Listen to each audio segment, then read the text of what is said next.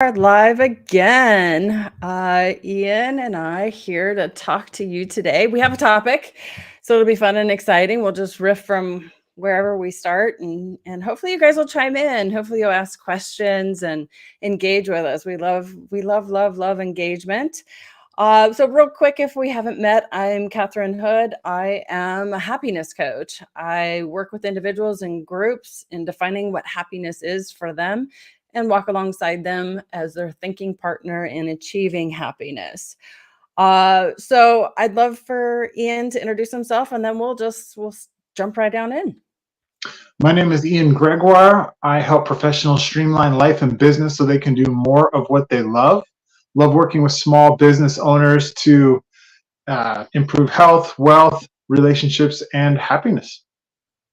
Woohoo! Yeah. All right. So thank you, Jake Garrison, for giving us some topics to speak about. I will kind of summarize it down to making choices now that will pay off in the future.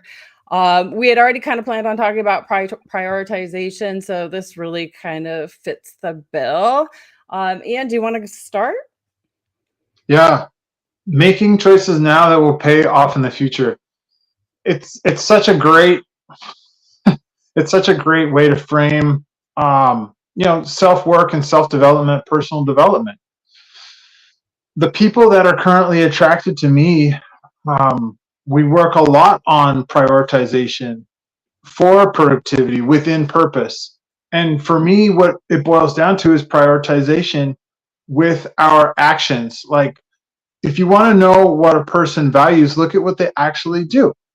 And so oftentimes people end up doing things that have really little to do with their actual prioritization, actual priorities, actual values in life that get some needs met, but don't get like deeper, actually fulfilling needs met. And I think a great example that we can all relate to is scrolling or watching silly little videos on our devices. Now, that can fulfill some need of stimulating the dopamine systems within our brains, but it's not fulfilling deeper needs of that have to do with our actual values around, having health, being in meaningful relationships, or doing productive work. But we're unconsciously prioritizing, scrolling and watching silly videos. Ideally, that's just one example. Ideally, we need to shift our priorities from doing things that give us little dopamine hits to priorities that will actually give us, payoff down the road. That comes in with the tough choices. So that's my quick and dirty on, making tough choices. We have to look at what we're actually doing and see how what we're actually doing is lining up with our values of what we truly want to produce, if it's truly in line with our purpose. So I know it's kind of a roundabout way to talk about a lot there, but I'm curious what your thoughts are, Katherine. Yeah, I love that you're very value based. That's really humans do really well when they know what their values are and make decisions moment to moment, day to day, week by week, month by month, year to year based on their values.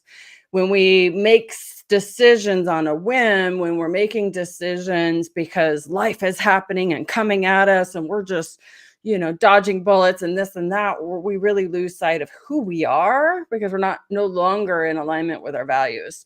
One of the other things that comes up for me is, what is getting in the way? What is more important, right? I love the example of doom scrolling, right?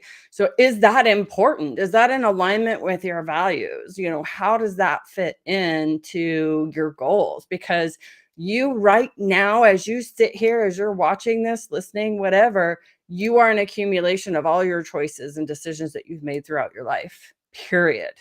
So if you're wanting your future to look different, you're going to have to do things differently, or you're going to get more of the same, because us humans have a brain. It's very simplistic. It loves what feels good and what feels familiar, and it loves repetition. So it's going to keep repeating those bad habits and behaviors that are getting you more of the same of what you don't want. So it's really having someone like Ian or I to see the spinach in your teeth, see your blind spots, and point it out. And sometimes you don't want to hear it, and that's okay. You're not ready to change, right? So sometimes I have these coming to Jesus talks with my clients where I like reach to the throne and truly shake them, because they really keep repeating the same patterns. They keep sliding back to autopilot, in neutral, coasting through life, and not really making clear, important decisions that are in alignment with their values. So, is what I'm doing in the next 15 minutes setting myself up for success in the rest of my day? Yes or no? It's as simple as that. Any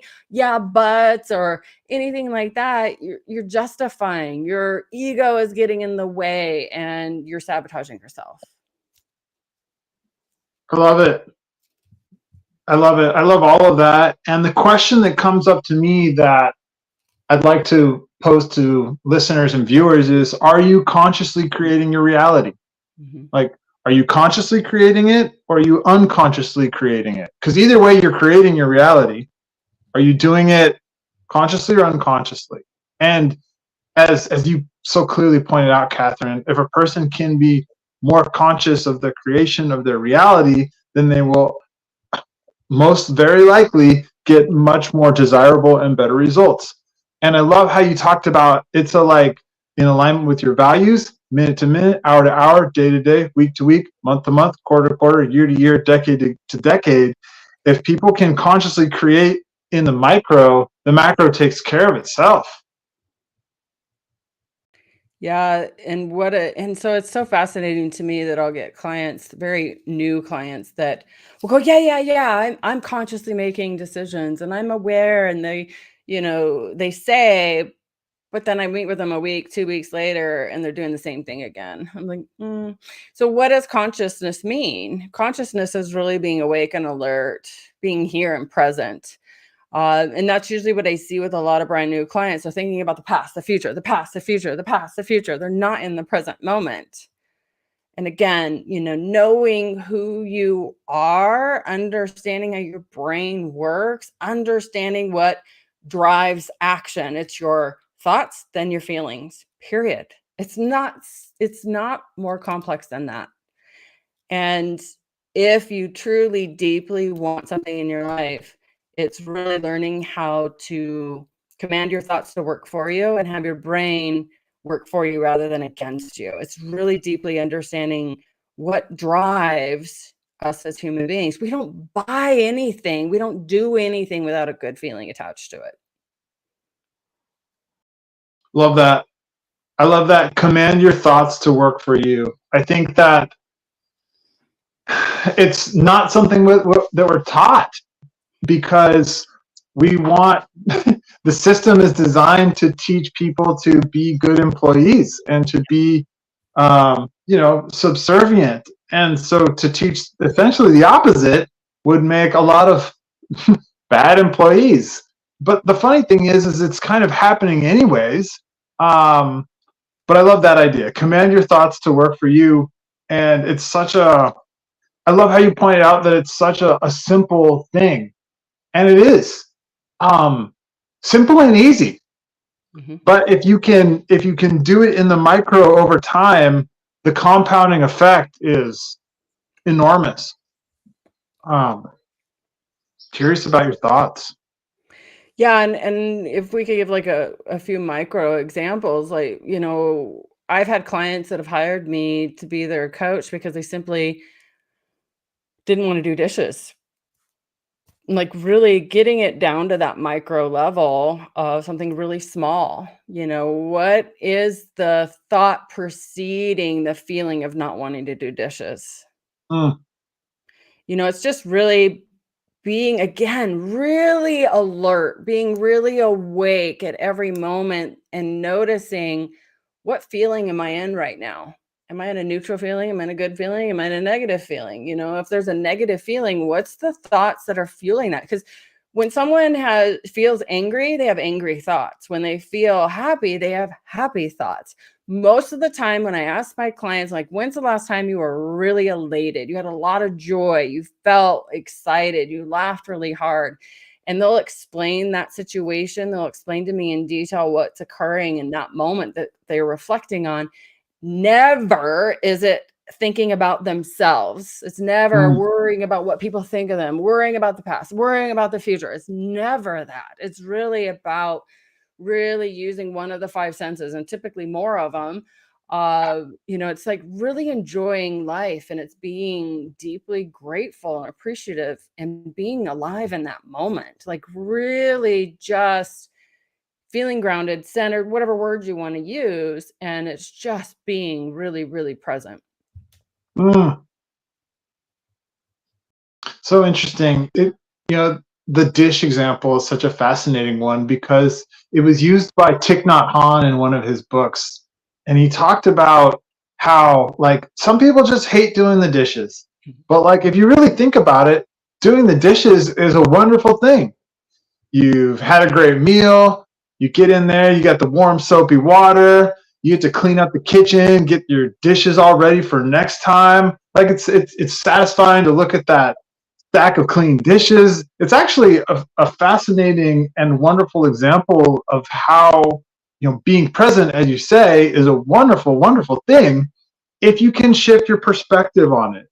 And I think that, like, deeper than prioritization, what I see with great coaches is a lot of perspective shifts. Like, if you can start to shift perspective on certain things, then that is, and we've talked about it several times on this podcast. Like, if you can shift your perspective on things, that is oftentimes the key to living life slightly differently, in a more positive, in a more productive, in a more purposeful way. So I'd like to add a fourth P to our list today, is perspective. And so if you're struggling with anything from as simple as doing the dishes, or as complex as, getting a new certification, or, tackling a difficult part of a business, like, get a perspective shift. And if you need help, grab a coach, because we can help you shift your perspective so that you can unlock that internal energy to get this purposeful, productive, high priority thing done. Confession, I don't care to do dishes. The thing is I stack doing dishes. I put my headphones on. I don't like it's a sensory thing. I don't like the clanging, the banging, the noise, the feeling of the grease or any of that. So gloves solves a lot of that. Headphones and listening to whatever on Netflix or an audiobook or some sort of podcast I want to get caught up on. And I do things in batches. Like I will do all the knives, and then I'll maybe do something else, and I'll come back and I'll do all the forks, and I just do things in little batches. And usually, like, once I get the knives done, I'm like, oh, that went really fast. Okay, I'm gonna do the spoons now. And so it's like really tiny, itty bitty, super micro levels. Like I'm just gonna get that done and see how I feel. And rarely, like it's I don't know, hardly ever do I. Sometimes I will walk away once I get it unloaded at the dishwasher, and then I'll go, okay, that's good enough for now. I'll come back later. But it's just really seeing and understanding how my brain works and witnessing in real life how once I go through and I do that itty bitty micro, super micro level, that there's a good feeling, and almost kind of like create like a celebration in a mini kind of sort of way. Like, hey, I got the silverware done. That feels really good. I'm going to take a break. I'm going to go outside, maybe have some tea, whatever. Like, it's just really, I load up that task, that chore that's one of my least favorite, in a way that it works with my brain. And it's reassuring my brain that this feels good. I accomplished this. I can put a tally mark on the board that I completed X, the silverware, and I feel really good about it and celebrating it. It's not about doing it completely the whole thing. So I think that, really applies to everything. When you first start out, is really start really small and reassure your brain and your nervous system that you didn't die, that it was fine. And really, again, reframing your story. I kind of was hesitant in saying that I don't like doing dishes because I don't want to feed my brain that story. So it's really about finding a way to make it enjoyable, figuring out what is the resistance, what's stopping me from doing this task, and look at it with curious eyes, look at it through the lens of what is it that I don't care about dishes, and what is it that I can do to overcome that. There are, Google, you have Google, right? Or a coach or different things, and just experiment, come at it from the curiosity of a 5-year-old and go, well, how can I resolve these challenges or these problems? But being really, really deeply curious at, not just saying, oh, I hate dishes, and just walking away and never doing them or getting paper plates. I don't know, whatever the solution is for you, but it's, what is it that you're wanting to prioritize? What is important to you? What are your values? Because I've had people tell me, and I think I mentioned this in a previous podcast, where they wanted to lose weight, but one of their major values is spending time with family. And it's incredibly, their only time together is at the dinner table. The rest of the day and the weeks and the months, they're in different towns, different cities. They're just really, or whatever, they're running a million different miles in different directions. So the only time that they actually come together is at dinner. And that was like a huge roadblock for a particular client, actually a couple of them that come to mind, that they just, it was going against the grain. It was going against that deep value, that thing that was really, really important for them. And they weren't willing to change the food plan, and they really weren't willing to eat differently than the rest of the family. It created a negative story in their brain again, oh, I'm different, they're going to make fun of me, and this and that and everything. And they weren't willing to change that. So, it's really, that's what's great about a coach, is we can identify the different resistance. I can spot it like a light seeking missile, like I'm going to go right into it, like, with language. And it really helps having someone on the outside that's non-biased, no judgment, no opinion, other than really spot checking what you're saying, what you're thinking, and really, add some clarity and give you a chance to kind of realize what's creating this pattern, this loop, this habit, the things that you're doing over and over and over again in relationships and jobs, or whatever area of your life that's creating stress for you. But yeah, prioritization, purpose, perspective, productivity, all of these things really take being intentional and understanding your values, understanding who you are, what's important to you. And here's another thing I will add to the whole mix, is if you're wanting to do something new, something's got to come off the plate. We can't continue to grow branches on a tree without pruning back the dead branches. We've got to remove something. We can't keep adding more without removing something, period. Totally agree with you. Nature fills a vacuum.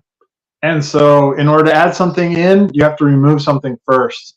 And I just totally agree with you on that. And I'll, like myself, like I love simplicity, and a lot of people that come to work with me, they want some simplicity too. The easiest way to get simplicity is to eliminate, remove, throw away, discard, stop doing, Minimize. and minimize. That way you can, and then consciously add in something else. Slowly, sustainably, carefully, chunk it in, baby step it in. But, in order to add, in order to build new, you must first remove. It's like building a modern house, right? The first thing you do is they excavate. You excavate to build the foundation. So the first part of building is actually removing and creating a solid bedrock foundation on which to build. So echoing Katherine's statement, if you want to change your life, if you want to do something different, if you want to see different results, look at what you're doing that is there that you can remove to place the activity that will get you the results there. Yeah. And if this feels hard, feels impossible, feels difficult, and you got a bunch of buts and what if, and you need support. Somebody like Ian or I that can really hold space for you. And I know people are like, oh, but that's another thing. I don't know, Ian, do you have 30-minute coaching sessions? That's what I do too, because anybody can set aside 30 minutes a week. Anybody can do that. You frozen? Is it me? I do 45 minutes at the beginning of the week and 15 minutes at the end. Oh, But if someone wants to do 30 minutes, we'll figure that one out too. So yeah, like let's get it done, because it's amazing what can happen by opening up and talking to another person and being like, okay, this is where I'm struggling. This is that. This is what I want to do. And it's like, that's how humans are designed to operate, essentially. But due to how our society is, like, there are so few opportunities for that. And for someone to really listen to you and to really help you through that, because everyone else is trying to do something too. And so it is it's a challenge to find people that can be on your side, that can really help you do, but they're out there. And if you really want to move forward in different areas of your life and business, a coach, a mentor, consultant, those are all great ways to get help and to really like make that quantum leap forward. Because I think people can spend months, years, even decades in certain ruts that can be removed in a relatively short period of time. And so it turns into like a really great investment, return on investment, by investing in a coach. Yeah, I agree. And on that, I say we sum this up, and thank you guys for tuning in and commenting. Feel free to tag people, share this video with anybody that's needing to hear this message. We're here for you and here cheering you on. So thank you guys. Have a good week. We'll see you next week. Bye. Bye-bye.